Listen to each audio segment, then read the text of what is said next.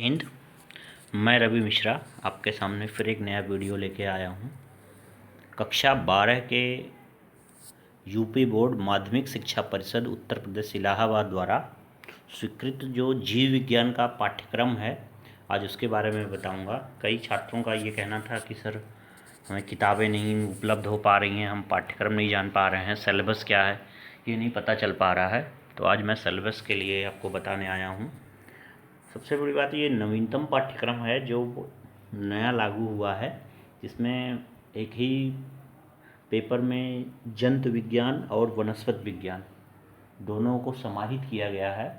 अर्थात केवल एक पेपर होगा जीव विज्ञान का इंटर में। कक्षा 12 के परीक्षाएं जो आप बोर्ड का देंगे उसमें केवल एक पेपर होगा, जिसमें जंतु विज्ञान और वनस्पति विज्ञान दोनों प्रश्न पत्र एक में ही समाहित होंगे। आते हैं नवीनतम पाठ्यक्रम। ज़्यादा समय ना लेते हुए चैनल को लाइक, सब्सक्राइब और जो कुछ करना होगा वो आप करेंगे, मुझे विश्वास है। आगे बढ़ते हैं कि माध्यमिक शिक्षा परिषद उत्तर प्रदेश इलाहाबाद द्वारा स्वीकृत जीव विज्ञान कक्षा 12 के लिए निर्धारित नवीनतम पाठ्यक्रम। नोट ध्यान दीजिएगा कि ये 100 नंबर के बजाय जो आपका लिखित परीक्षा होगी वह केवल 70 नंबर की होगी। इसमें 70 अंकों का प्रश्न पत्र 3 घंटे का होगा। 3 घंटे में आपको 70 अंक के प्रश्न पत्र को हल करने होंगे, जबकि जो 30 नंबर और हो रहा है वह प्रयोगात्मक परीक्षाओं के लिए रखा गया है। तो ये ध्यान देंगे यहाँ पे, और ये 30 अंक प्रयोगात्मक परीक्षाओं के लिए रखा गया। तो आपको लिखित के लिए जो तैयारी करनी है वो केवल 70 नंबर की तैयारी करनी है।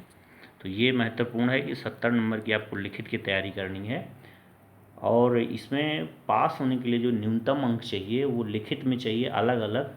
लिखित में चाहिए 23 नंबर और प्रयोगात्मक में चाहिए केवल 10 नंबर, क्योंकि प्रयोगात्मक 30 नंबर का होता है। तो 30 में 10 नंबर और लिखित में 70 में 23 नंबर अगर आपका लिखित में आ रहा है तो आप पास होंगे जीव विज्ञान में।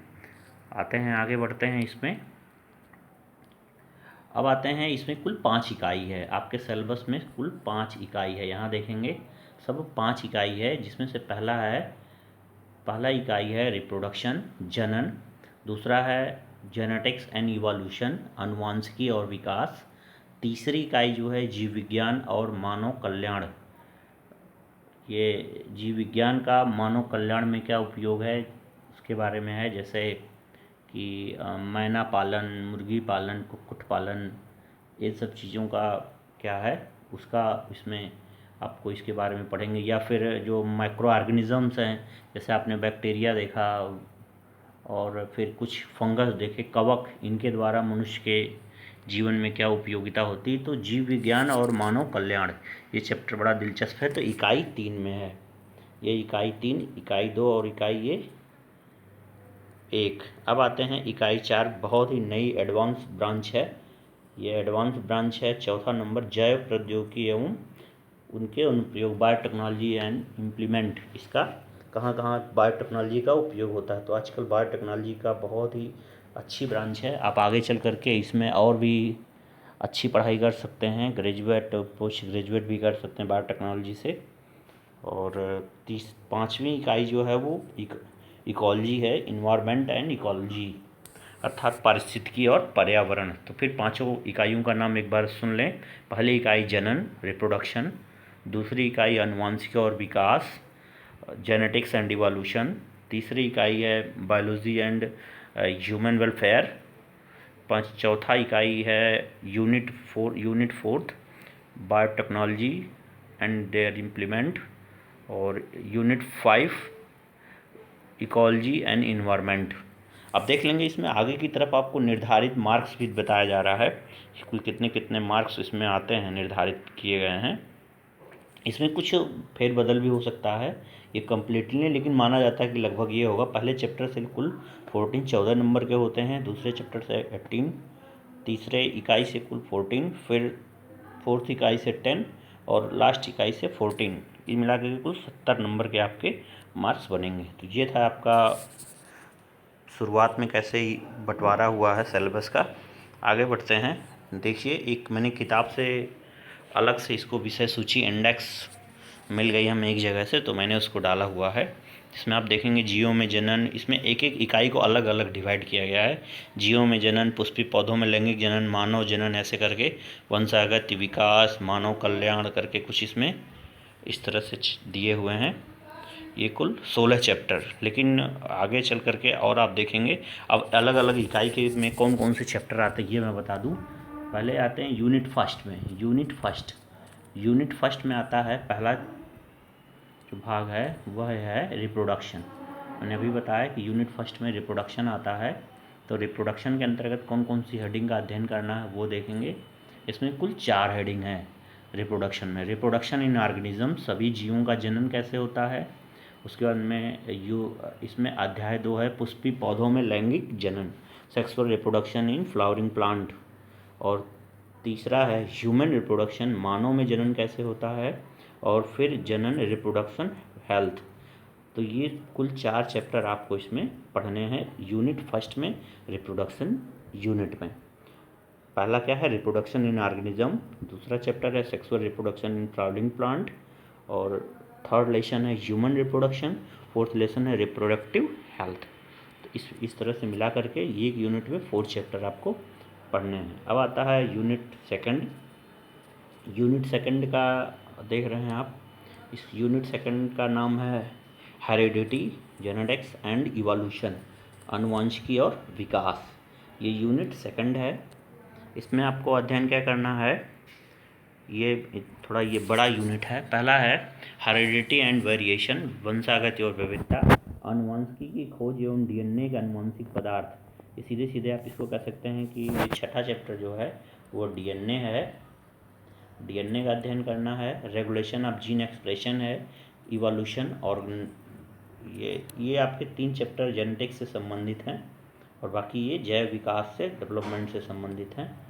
विकास, जीवन की उत्पत्ति, जैव विकास एवं जैव विकास के प्रमाण, organic evolution and evidence of organic evolution, ये है। और आगे फिर इसी में आपको देखेंगे theories of organic evolution, theories of organic evolution, और मैकेनिज्म ऑफ इवोल्यूशन, और इवोल्यूशन ऑफ ह्यूमन, मनुष्य का भी इवोल्यूशन कैसे हुआ, मनुष्य का डेवलपमेंट हुआ। तो हम ये जेनेटिक्स और इवोल्यूशन 2 खंडों में, छोटे छोटे खंडों को एक समाहित करके हम इसका अध्ययन करेंगे। अब आते हैं यूनिट थर्ड में। यूनिट थर्ड है बायोलॉजी एंड ह्यूमन वेलफेयर। मैंने जो बताया था जीव विज्ञान और मानव कल्याण, जीव विज्ञान का मानव कल्याण में क्या कहाँ कहाँ उपयोगिता है, इसका ये यूनिट थर्ड में हम अध्ययन करेंगे। इसमें कुल 5 चैप्टर दिए गए हैं। मानव स्वास्थ्य एवं रोग बहुत ही दिलचस्प है, ये सामान्य जीवन से संबंधित है कि ह्यूमन हेल्थ एंड डिजीज़, मनुष्य में कौन कौन हेल्थ कैसा होना चाहिए, और हेल्थ से संबंधित और इसके रोग के बारे में हमें इसमें अध्ययन करना है। अगला है प्रतिरक्षा विज्ञान की मूलभूत संकल्पनाएं, वैक्सीन, टीके पढ़ने हैं, बेसिक कॉन्सेप्ट।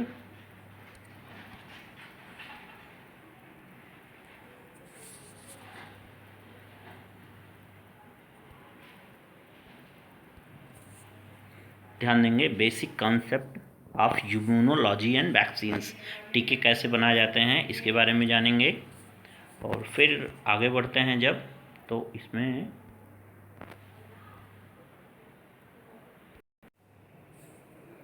खाद्य उत्पादन में वृद्धि की कार्यनीति, और मैना, मधुमक्खी पालन, पशु पालन, मानव कल्याण में सूक्ष्म जीव।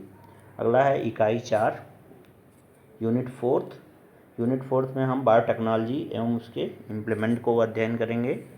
ये मैंने बताया था कि बहुत ही महत्वपूर्ण है बायोटेक्नोलॉजी अध्ययन। इसको देखेंगे कहाँ से कहाँ तक है ये बायोटेक्नोलॉजी एंड इट्स यूज़, इसका यूज कहाँ कहाँ होता है। 2 चैप्टर है इसमें, लेकिन बहुत ही इम्पोर्टेंट चैप्टर दिए हैं ये दोनों। पहला है बायोटेक्नोलॉजी प्रिंसिपल एंड एक्टिविटी, इसके क्या सिद्धांत हैं और कैसे ये कार्य करता है। और दूसरा चैप्टर है बायोटेक्नोलॉजी एंड इट्स एप्लीकेशंस, इसका क्या एप्लीकेशंस, कहाँ कहाँ हम अपने जीवन में उपयोग करते हैं बायोटेक्नोलॉजी का, ये हम इसमें देखेंगे। या बायोटेक्नोलॉजी का से क्या क्या चीज़ें बनती हैं। जैसे आपने देखा होगा कि इंसुलिन आपके जो मधुमेह रोगियों के लिए उपयोग में आता है दवा, ये भी बायोटेक्नोलॉजी की ही देन है। बहुत सी ऐसी चीज़ें हैं, बीटी कपास, बीटी फसल, बैगन, हाइब्रिड, जितनी भी चीज़ें आपको मिलती हैं सब बायोटेक्नोलॉजी की ही देन है। अगला आते हैं यूनिट 5 इकोलॉजी एंड इन्वायरमेंट। ये बहुत ही, इसको पिछले कक्षाओं में भी आपने पढ़ चुके हैं, तो ये आपको लास्ट में यूनिट 5 है। इसमें कुल इतने दिए हुए हैं चैप्टर आते हैं। पहला इकोलॉजी एंड इन्वायरमेंट, क्या चीज़ होती है इकोलॉजी और क्या चीज़ पारिस्थितिकी और पर्यावरण में आपको डिफरेंट और क्या क्या होती है उनकी परिभाषाएँ। फिर ऑर्गेनिज्म ऑफ पॉपुलेशन, समिष्ट ऑर्गेनिजम्स एंड पॉपुलेशन, जनसंख्या के बारे में आपको पढ़ना है। और ऑर्गेनिजम्स जितने भी इस पृथ्वी पे जीव हैं उन सभी जीवों का हमें इसमें अध्ययन करना है। फिर आता है इकोसिस्टम, हमारा इकोसिस्टम क्या है उसके बारे में हम जानेंगे। अपने चारों तरफ किससे घिरे हुए हैं ये जानेंगे। फिर बायोडायवर्सिटी एंड कंजर्वेशन, हमारी जो जैव विविधता है, जीवों में बहुत प्रकार के पृथ्वी पर जीव हैं और उनका संरक्षण कंजर्वेशन कैसे करेंगे। हम इन विभिन्न प्रकार के जीव तो हैं, तो इन जीवों का भी कुछ अध्ययन करेंगे और उनके रहन सहन को पढ़ेंगे और ये भी जानेंगे कि इनका हम कैसे कंजर्वेशन या इनका संरक्षण करेंगे। और लास्ट चैप्टर आपका आ रहा है इन्वायरमेंटल इशू, पर्यावरण के मुद्दे। तो पर्यावरण में कौन कौन से, वायु प्रदूषण, एयर पॉल्यूशन, वाटर पॉल्यूशन आदि, जो सॉइल पॉल्यूशन, नॉइज़ पॉल्यूशन, जितने भी पॉल्यूशन हैं उनके कॉजेज़, कारण और उनके निवारण सभी के बारे में अध्ययन करेंगे। फिर ये आपको मैं पूरा बता दिया, पर इसको आप कॉपी में अपने पूरा लिख लीजिएगा सभी, और जिससे कि आपको आगे चल करके फिर क्या आपने पढ़ा, क्या आपका छूटा, ये आपको पता होता रहे कौन सा चैप्टर चला, कौन सा चैप्टर नहीं चला। और इस वीडियो के नीचे एक लिंक दे दूँगा, लिंक पे आपको मिल जाएगा कि इस एक एक चैप्टर के हेडिंग के डिटेल, तो वो भी आपको मिल जाएगा। चूँकि वीडियो बहुत बड़ा ना हो इसलिए मैं अपनी बात को समाप्त करता हूँ। उम्मीद है आपको अच्छा समझ में आया होगा। धन्यवाद। वीडियो को सब्सक्राइब और लाइक शेयर ज़रूर कीजिएगा। धन्यवाद।